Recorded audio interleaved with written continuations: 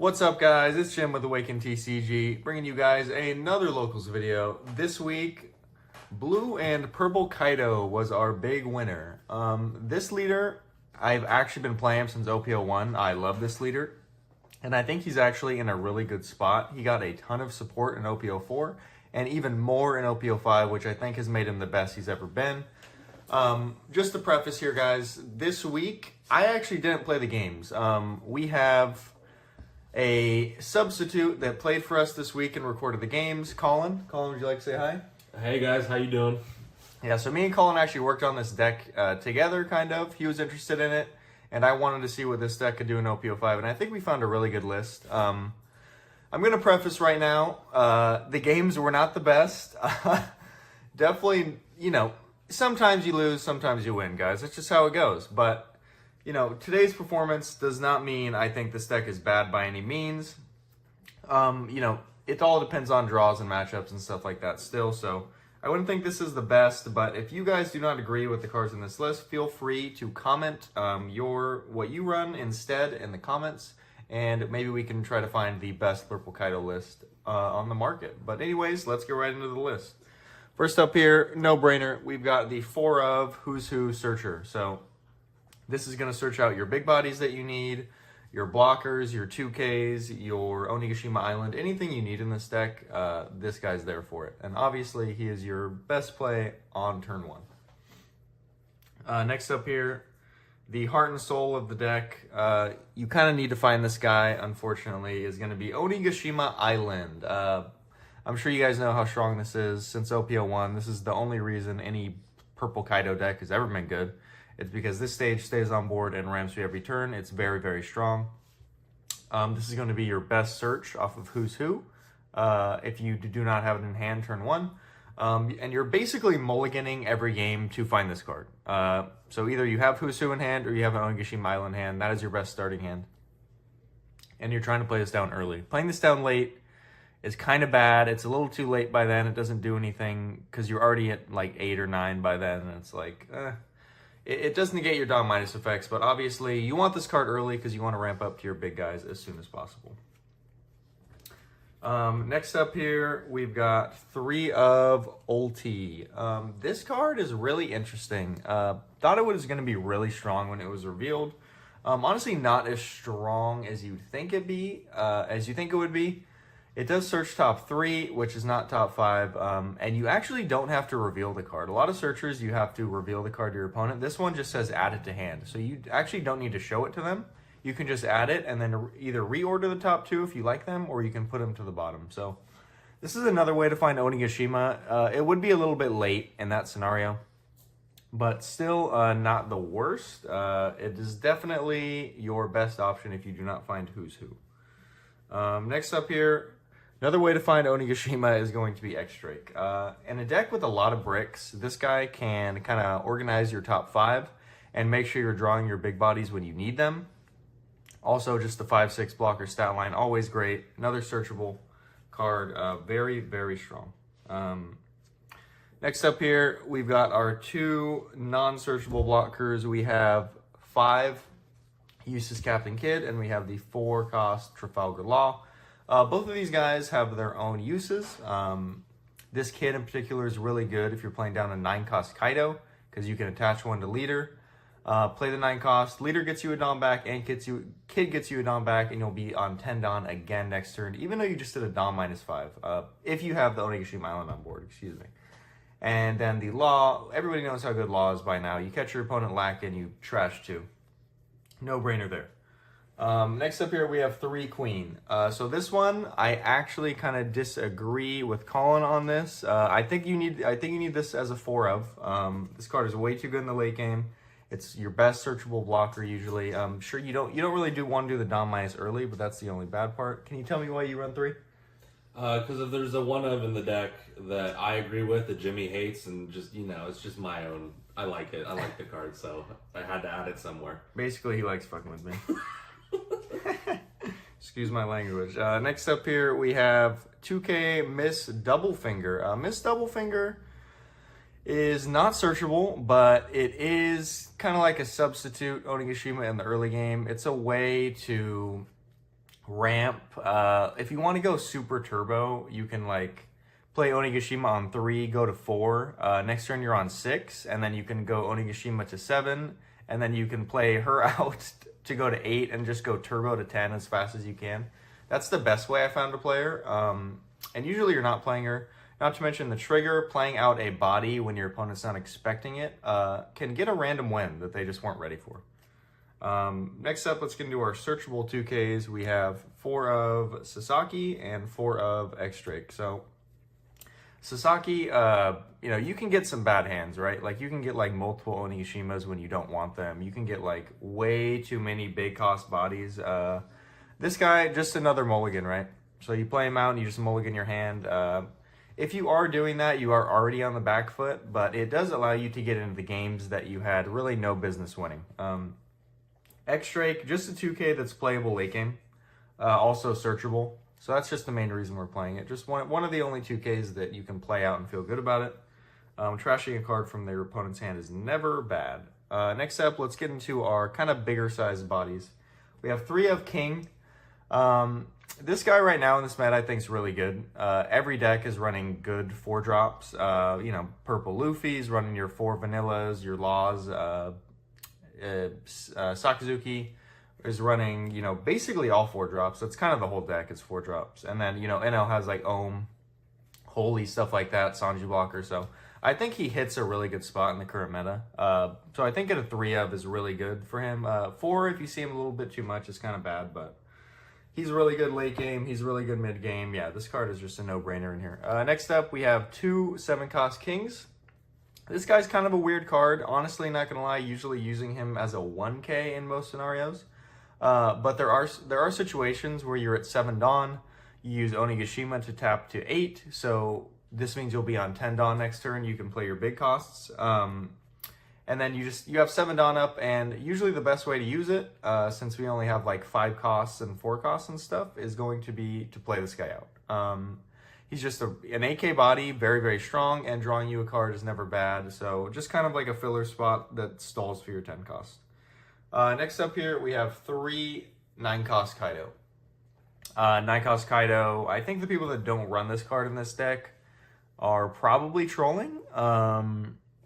It's just way too good. You attach 1 to leader, you play this guy out, and you ramp 1 active. You can now swing 7 with leader and 10 with this guy after KOing a body. It's really strong.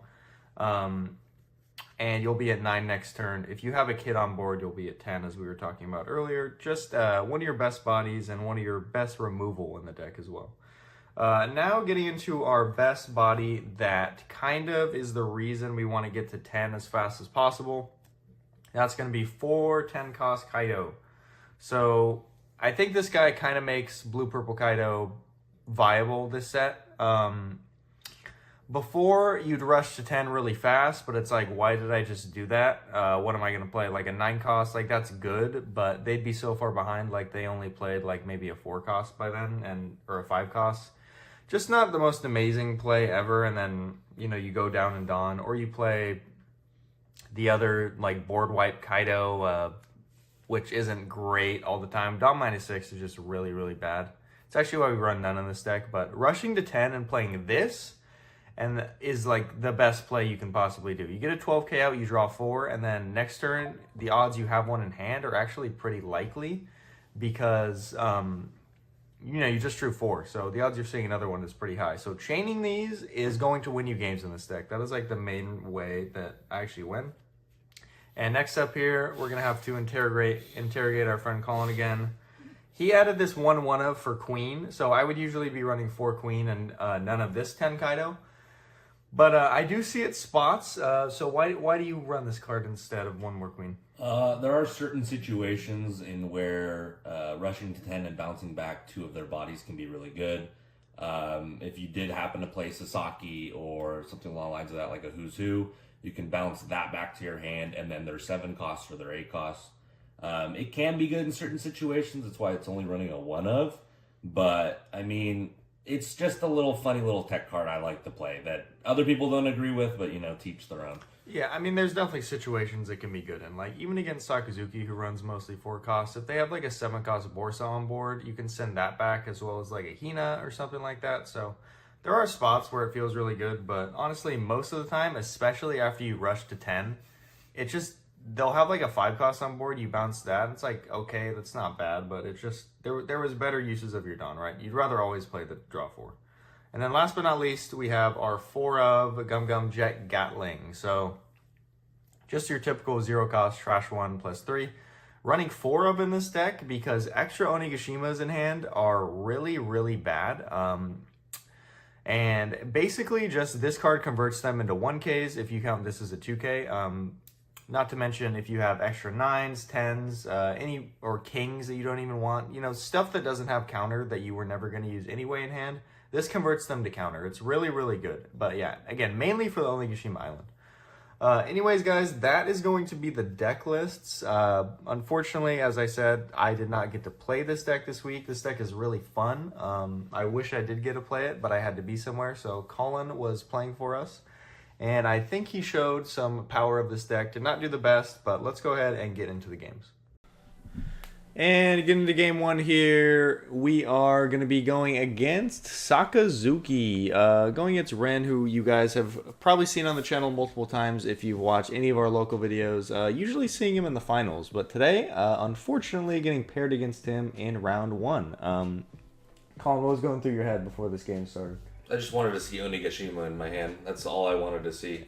You can do pretty good against Sakazuki if you get a Who's Who or an Onigashima and you can ramp faster than they can remove your board.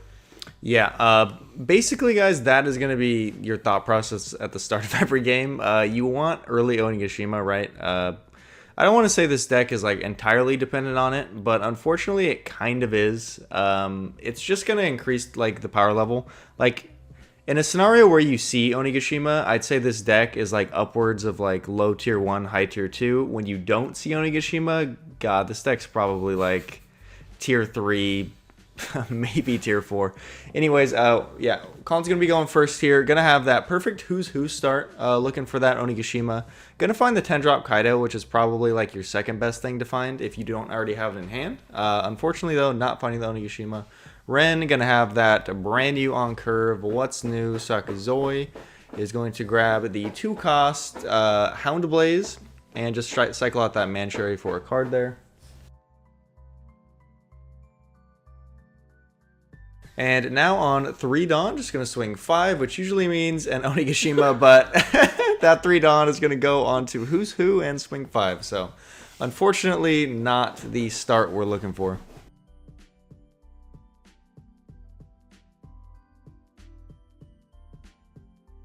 Brand new there, going to swing into Who's Who and take him out, and Sakazuki going to swing 6, and we're going to go ahead and take that. Probably looking for an Onigashima off of life. Usually you do always want to take the first hit if you don't have Onigashima.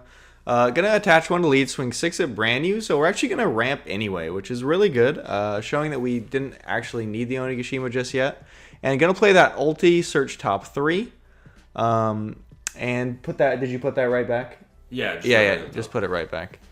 And grab the ones at the top there. Still not seeing Onigashima just yet, though. Ren now on 6 Dawn.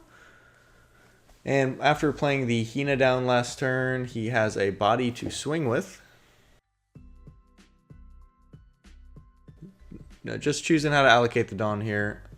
Best play right now is probably going to be something like a Borsalino, maybe, or a Great Eruption plus Hound Blaze and just swing big because, not going to lie, Blue-Purple Kaido does have a lot of issues with defense. You have a good amount of blockers, but unfortunately, 4 life leaders just have issues with cards in hand. He's going to play the Suru there into Hound Blaze. Yeah, no Great Eruption, but Suru, the next best thing.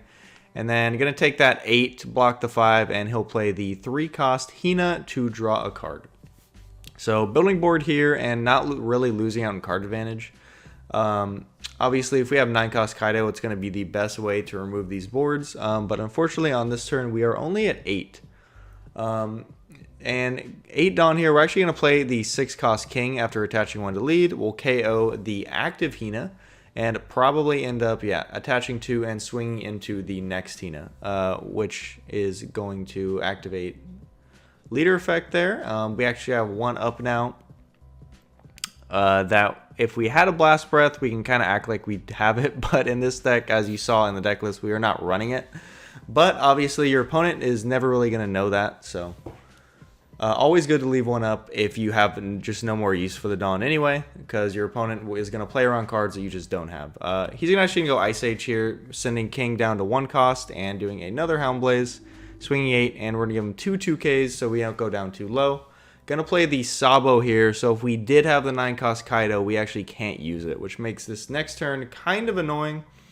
If we didn't have that 10 cost we searched out earlier, as you saw, just drew into Onigashima a little bit late, but you know, we're playing down 10 cost now. We're doing what this deck is here to do. If he can't remove this 10 cost here, we're in a really good spot. But assuming Sakazuki can't remove a card, that is just impossible. Gonna swing 5, put Kaido down to 9 costs. We'll give him at that easy 1K. Gonna swing with the Sabo, which is probably telling us he's 100% removing. Yeah, and the Mihawk, wow.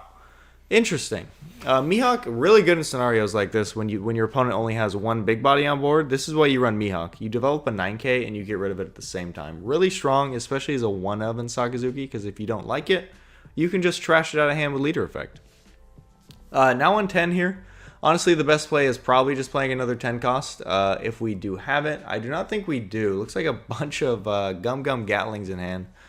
And that Onigashima, which is just a bit too late. But we're going to swing 7 at lead.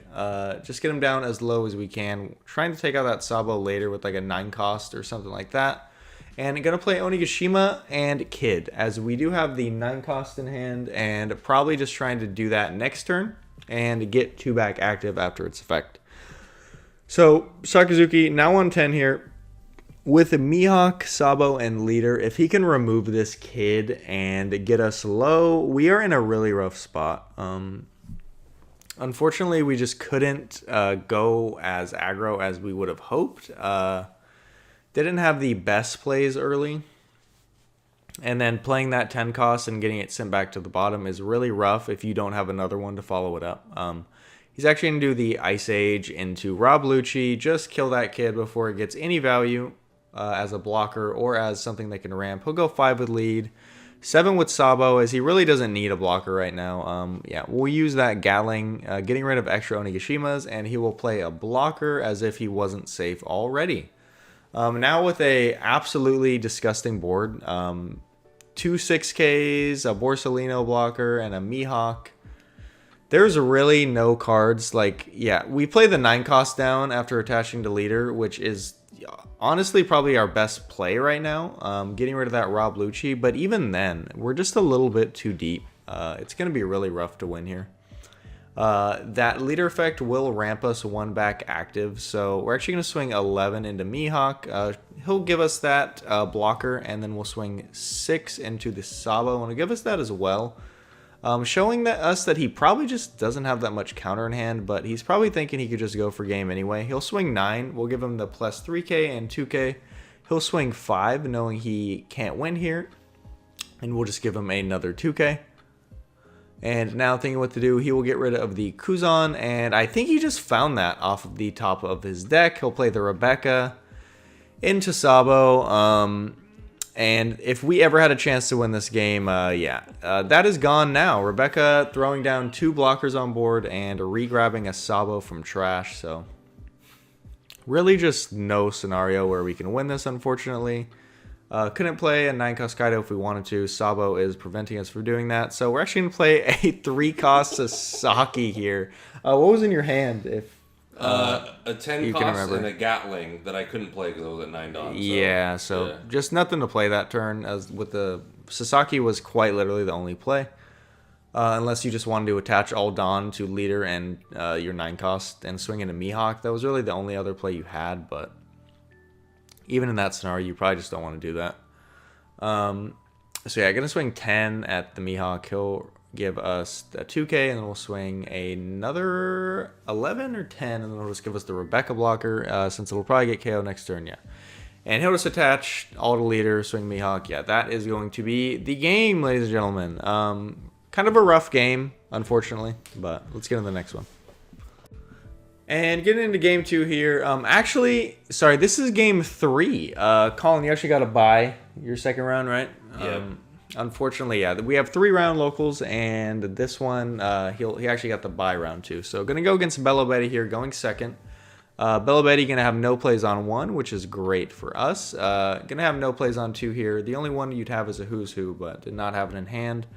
Gonna play out that Belo Betty here. Probably just drew into it as he didn't play it last turn. He'll grab the 4-cost Ivankov, which is really good if he already has a Karasu in hand, and he'll swing 5 and will actually get a trigger off of life, bringing us up to 5 this turn, which is really good for us. We do have that Onigashima in hand right now, but against Belo Betty, I don't even know if it's the best card to play, just because ramping does not do a ton. The main thing you need to focus on in this matchup is surviving at the end of the day. Gonna play that ulti down, just getting a body to swing into them with, and going to draw a card. And did you put those at the top? I think, yeah. And putting the other 2 at the top. Belo Betty now on 5 Dawn herself here. Gonna play out the 3-cost Kobe blocker. Wow, I've seen a lot of Belo Betty lists run that, but I actually haven't tried it myself. And then just gonna swing 7 here, and we'll take that. Now on 7 Dawn, our best plays here are probably going to be something like a 6-drop King. Just attach 1 to leader and KO the Kobe would be a pretty good play. Yeah, gonna swing a 5 with ulti. He'll give us a 1k. And yeah, it looks like we do have the 6-drop King in hand, which is fantastic. Gonna KO that Kobe.